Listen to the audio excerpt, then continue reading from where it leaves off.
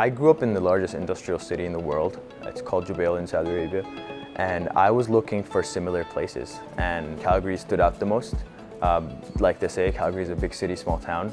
That's the kind of atmosphere I was looking for.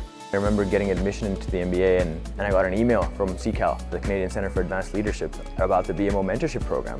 And what it sounded like to me was that as an international student who doesn't know anyone, I get to get matched with someone who's a business leader in Calgary, and I get feedback on my journey and help on my journey. I got matched with someone that I would say is probably the closest thing to family that I have right now in Calgary.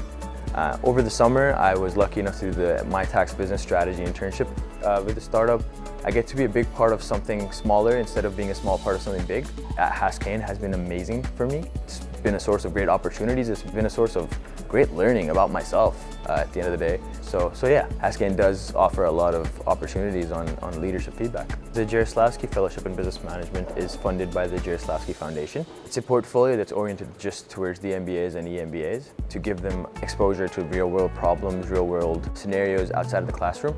Being involved in organizing the events and being a part of the entire execution plan of the team has also been super, super cool. I do think that a lot of what I had planned has changed, but that's a good thing. I've been very, very lucky to be surrounded by extremely amazing people in terms of places that I've worked at or just people that I've met in my program. Everything that's offered outside of the classroom, whether it's the Jarislowsky offerings, whether it's the BMO mentorship program, or it's just events and fireside chats that we get to visit.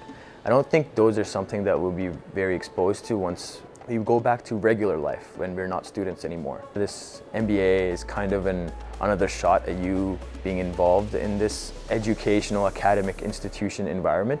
So I think it's the best to just kind of take all that exposure in and learn to look at things differently.